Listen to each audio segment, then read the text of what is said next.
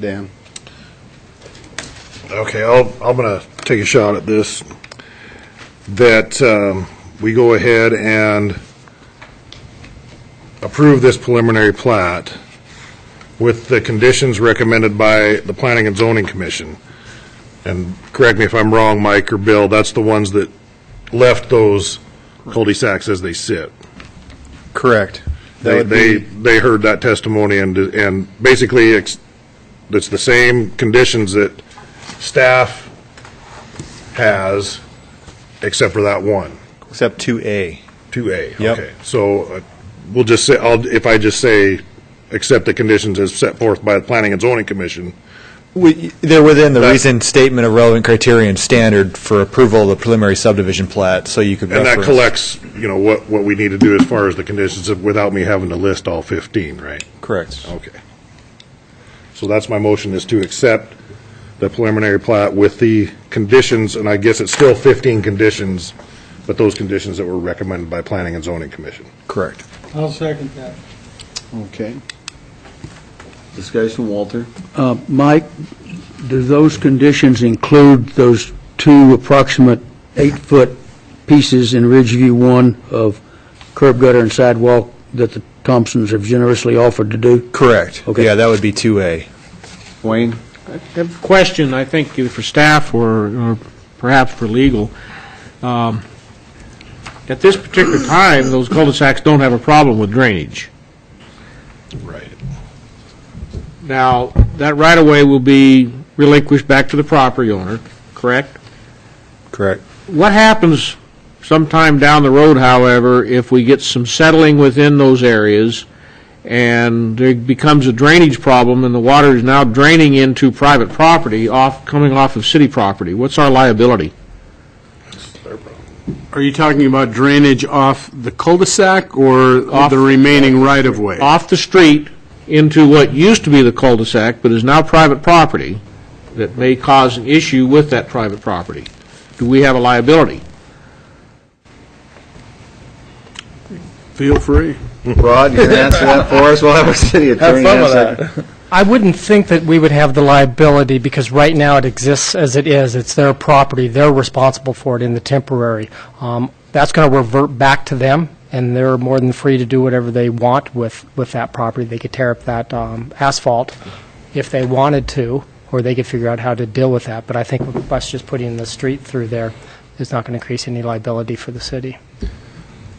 I guess to follow up on this question, we have to write up a formal agreement that says this is now your property. We're relinquishing our easement. No, right? that it's self-executing, because as soon as Oh, the road it's- is constructed, those temporary easements go away. Oh, okay. So there's no instrument that where they sign saying it's our thing. We're cool. we don't want the curb gutter, whatever. The interest in that property will revert solely to them. All right. So that's But when a that, problem then. or when the development comes up, they could put a piece in there that mentions that Right. for clarification purposes. right. Wayne? Well, let me just throw out another scenario then. Let's just pick a piece of property that sits on a small side hill, for instance, already in town. And get a big rainstorm and the water all just runs down the gutters and doesn't cause a problem. But over a period of time, perhaps the gutters have sunk, the roads have been repaved, there's less height from the gutter to the road surface, and so you get a big rainstorm, and now the water, instead of coming down the road surface like it's supposed to, starts overflowing into a residential yard and possibly into somebody's basement. I'm certain that the city would have a liability for that. I would definitely say that somebody would maybe try to make that claim, but I don't know if there'd be necessarily the basis unless the city, created something was negligent in the design. I realize I'm stretching a little bit here, but it's just a scenario that just... That scenario has actually happened before, too. When I was in Pocatello, there was an issue where the mudslides came through and came into some people's backyard. They were doing some road work, and it all fell on the property owner. And I don't look at mudslides as being the same thing as a well, it was the condition. rainwater that caused that. And if I could make one other comment before if somebody wants to call for the vote. Gentleman made the comment about not bringing Notting Hill Drive all the way through. And I certainly understand. Name-wise. I'm sorry. Name-wise. No, I'm talking the road about itself. over Okay. across, that Okay. road continuing Okay. on over into Southgate 3rd Edition. And I can certainly understand the concern. Homeowners get used to having a quiet street. I don't see where there's going to be 12,000 vehicles going across that, but there will be an increased amount of traffic. But the same thing could be said for when Southgate 3rd Edition was built, and the folks that already lived on White Avenue or some of the adjacent streets and the additional traffic that they received because of that condition set up when Southgate 3rd was established. This is a connectivity thing that the city works towards so that we can get from neighborhood to neighborhood. And while it is inconveniencing to a point, it is something that is necessary to do. Art? Back to the previous point about Notting Hill being a collector up and over the top, does a collector street get bike stripes?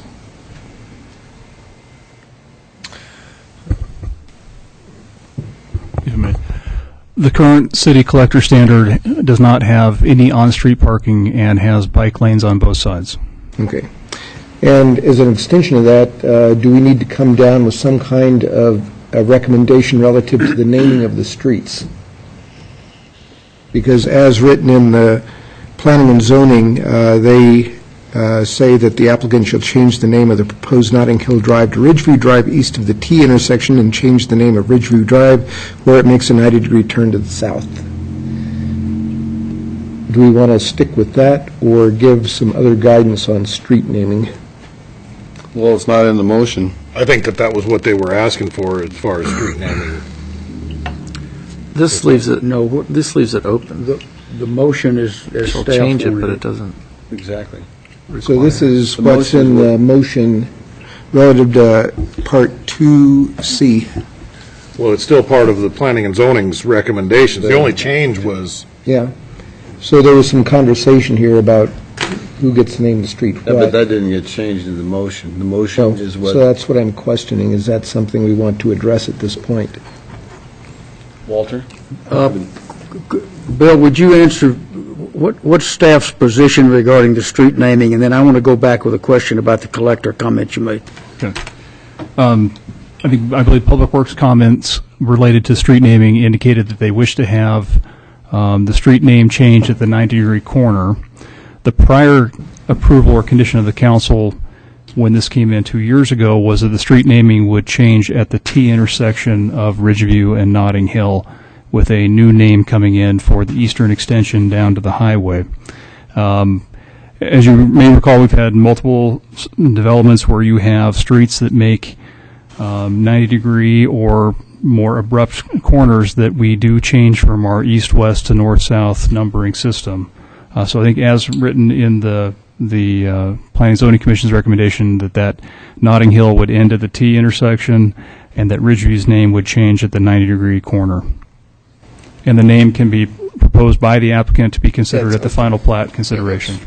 yeah, I think we're good The then. choosing is open in this You right. had another question, So, Walter? so the street naming would still be somewhat up in the air up until the time of the final plat approval? Yes. That's correct. Okay. My other question was, you said that collectors have no parking on either side in bike lanes? The city's collector standard for residential collectors have no on-street parking. You may recall the conversation on 3rd Street. That is the street section for a collector. They do not have on-street parking, and they have bike lanes on each side. I know it's that way on arterials, i.e. White Avenue. I was not aware that that was the situation with collectors, but you're the man with the book.